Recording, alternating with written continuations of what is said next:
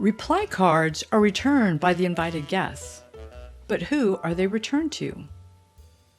A logical way of looking at this, I usually explain to my brides, is that the person who is going to be maintaining the list or keeping the records should most likely be the person that the cards are returned to.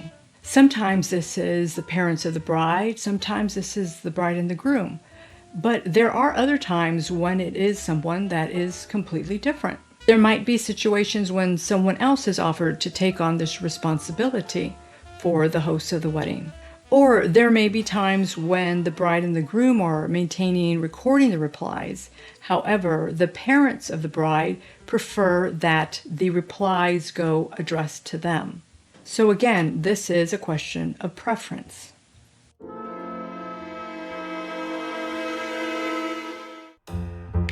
But now, just as I suggested earlier that the reply card's return date be written in a block text as opposed to a script so that it can be more easily read, here as well it would be worthwhile to put the return address of the envelope in a block text as well. This would facilitate the post office with correctly reading your return address and delivering your cards promptly. And these are time-sensitive cards that need to be returned to you promptly. So any help in assisting the post office in getting them to them would be highly beneficial.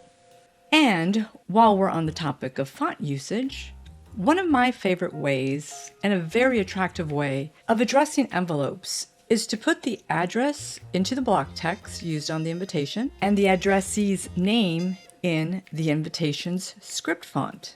Which leads us to a rule of design for your reply card. Your reply card should be laid out with the same fonts as used on your wedding invitation. I have seen some DIYers add additional fonts to the reply card because maybe it was such a cute font and they just couldn't find a place to fit it into the invitation, so they thought they'd use it on the reply card. And here I'm referring to invitations that already use two fonts.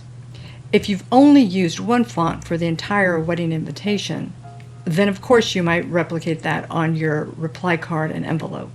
However, adding a similar toned block font on your reply card for clarity of dates and/or addresses is acceptable in this situation. Consistency of design is key for creating an invitation suite that is aesthetically pleasing. The reply card is not the place to add a new font or new design direction to the mix.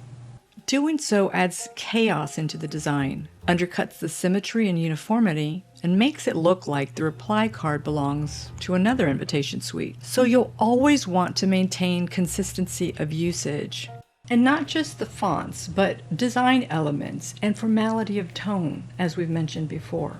And this pertains also to spelling. If you're using a formal tone and British spelling on your invitation, uniformity dictates that you use the same formal British format on your reply card with consistency of spelling. For instance, favor in the favor of your reply is requested would be spelled in the British spelling FAVOUR. Your reply card is a complement to the wedding invitation and is not a standalone design. It flows in the continuity and uniformity of the whole, which the eye sees and enjoys as a thing of beauty because of the consistency of design. When there is no uniformity, the eye interprets it as chaos and disharmony and relates to the brain that this is unattractive, even though we might not necessarily pick up on those clues consciously.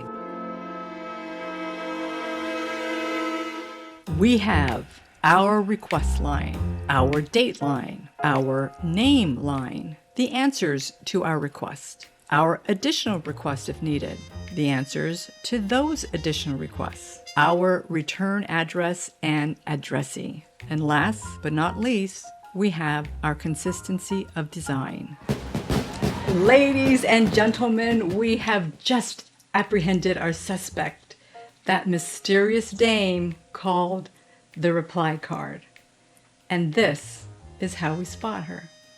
She's not just an optional insert card that is sent along with the wedding invitation. She is so much more. She requests, She answers and she informs. She relays time sensitivity. She maintains consistency of design. I am so glad you joined me on this investigation, and I hope you had a whole lot of fun as we learned how to apprehend our subject, that mysterious dame called the reply card. So until next time, make something